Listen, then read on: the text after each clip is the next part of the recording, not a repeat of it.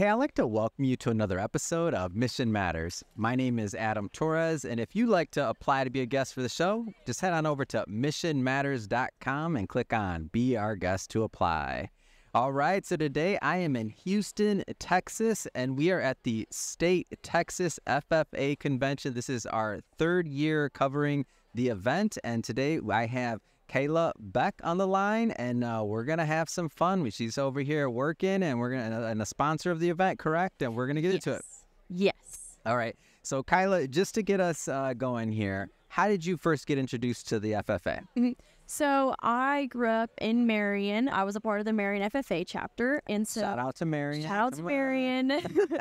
But we had super rich tradition and history in our ag program, and so if you were somewhat involved in ag, you were doing FFA. Yeah. And that was what you did. And so I grew up kind of idolizing all of the little older kids, that were graduating or just in high school, competing and stuff. And I idolized them, and I just wanted to be like them and try to be at that level. And so I got into high school, and I was showed cattle for many, many years. I guess it was like a decade, but showed cattle, and then I did LDEs and CDEs. But yeah.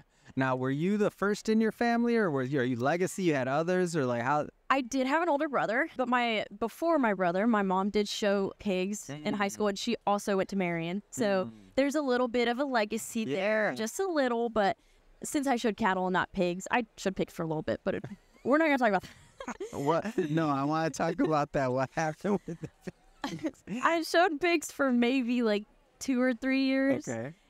We never placed at a major show. Okay. That's why we didn't want to talk. Okay, so we didn't have to talk about it. We're bringing up bad memories. Yeah, I love showing them, but man, I did not get any good pigs. So it just didn't work out for us. Cattle worked out a little bit better. So yeah, okay. But so we did that for a decade. But yeah, my mom kind of set the stage for doing Marion FFA. But then my brother came into play, and he did a few contests, and he competed a little bit. Yeah. We both showed, obviously. Yeah. But he did meat judging. That was like his event that he liked to do. And as soon as I saw him do it, I was like, I want to do that, and I want to be better than him. Okay. Yeah. Little sibling rivalry, I'm in. Yeah. And we're 6 years apart. Okay. So I had a little bit of time to figure out how to get good at it and stuff. So I judged meats very competitively throughout my entire high school career. I'm currently on the Texas A&M meat judging team right now. Wow. So, amazing. Well, shout out. But yeah, so I got really involved in meat judging, and I loved it. And I can go on and talk about that forever and ever, so you might have to stop me. But but I do think that is a good transition. Speaking of the cattle, that's what you're here doing today. Tell us a little bit about that. Yeah, so I am serving on behalf of the Texas and Southwestern Cattle Raisers Association. And so we're a member-based organization that serves over 28,000 members, and we serve the entire state of Texas as well as some parts of Oklahoma. But we serve cattle raisers across the state, and we provide law enforcement. So we have special rangers that are across all the districts of Texas that, if you have cattle that are missing, someone steals your tack, your trailers, things like that. Yeah. That's what our special rangers are there to do. So we do stuff like that. We also have an office in Austin at the Hill. And so we have a political action committee that serves to create change and protect beef cattle producers on the daily. So that's the company I'm here with. I get to talk to some amazing high school students that are really involved and passionate about beef. And so it's really nice to be able to kind of talk to other people that are passionate about the same things as you. Do you remember? So how is that? I feel like there's this lineage of individuals. So now they'll see what you're doing. They'll be inspired. They'll think about, oh, wait, you do meat judging. Yeah. Oh, should I? Oh, now you're at Texas A&M. Yeah. Oh, should I be there? Or like, what's going on? Talk about some of that and how like this community comes together. Because one of the reasons I'm here, just so you know, is I saw and I see the amazing things going on, and I want the rest of the world to see this that aren't necessarily all in agriculture, or they may not have had a family member or otherwise that went through it. Like, I'm from Michigan, and I didn't know what FFA was until Aaron Alejandro's like, Adam, you just gotta come down, see what's going on. You're gonna have it fun and like it. And then I was hooked. I came the first year. I'm in my third year in. I only got one bracelet, but I'm gonna get the other. I forgot my other two. I forgot. I felt I was so embarrassed, like a rookie. Come on, I'm a rookie over here. Act like you've been there. Thank you.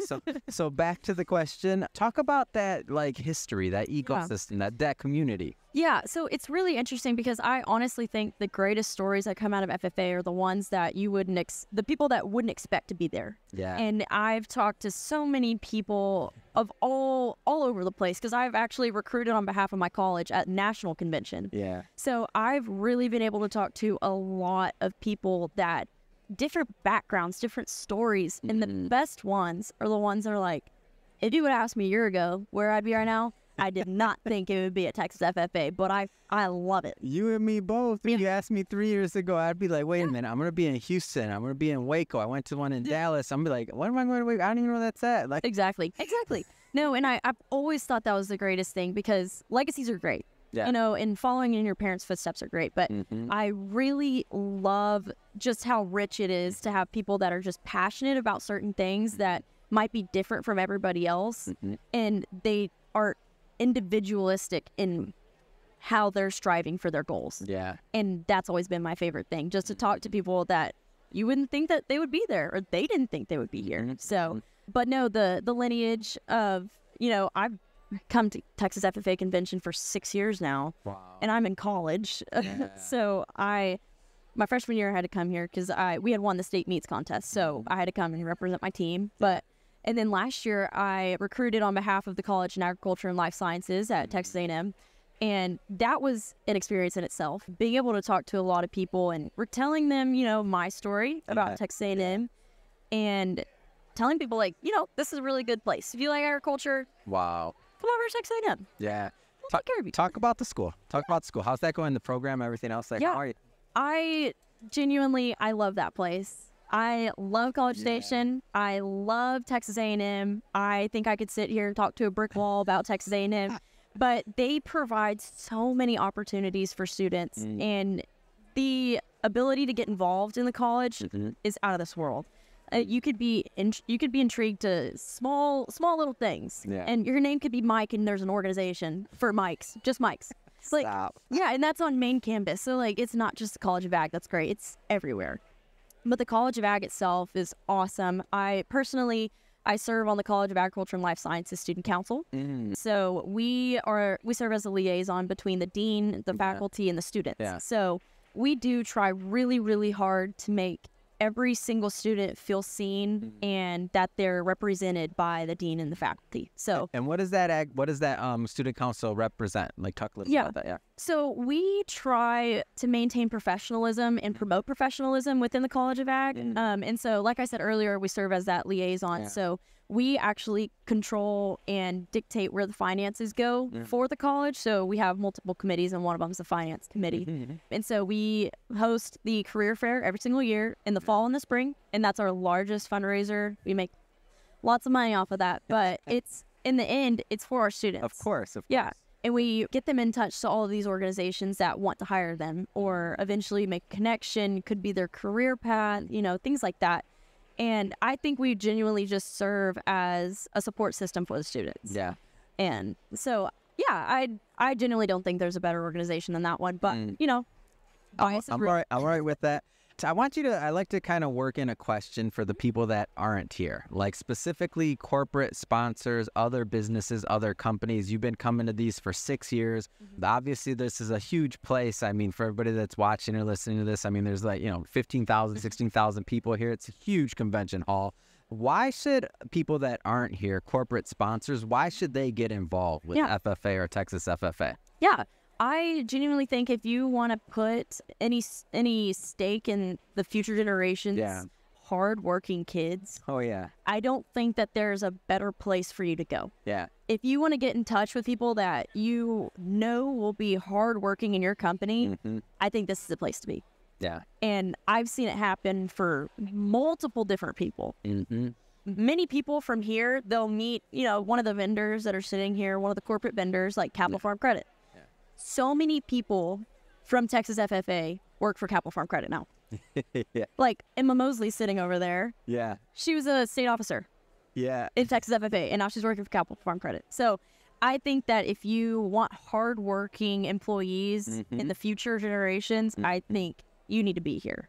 This is the place to be. That's amazing. Well, Kyla, thank you for coming on this show today. This has been so much fun. Yeah. And for the audience at home, hope you got a lot out of this. And you heard what Kyla said. If you are a corporate sponsor otherwise and you're not involved yet, that's why I come back. Year after year, I come back to this because these are some of the hardest working members, kids. They're, different ages, hardest working. We've had internships. We brought people in. So we're not just saying it in coverage. We've done it, and I see it. And I'm telling you, I've been very satisfied, and I know the other corporate sponsors are as well. So if this is your first time listening to Mission Matters and you have not hit that subscribe button, hit the subscribe button. This is a daily show each and every day. We're bringing you new content, new thought leaders, and hopefully new inspiration that's going to help you along in your journey as well. Well, this has been so much fun.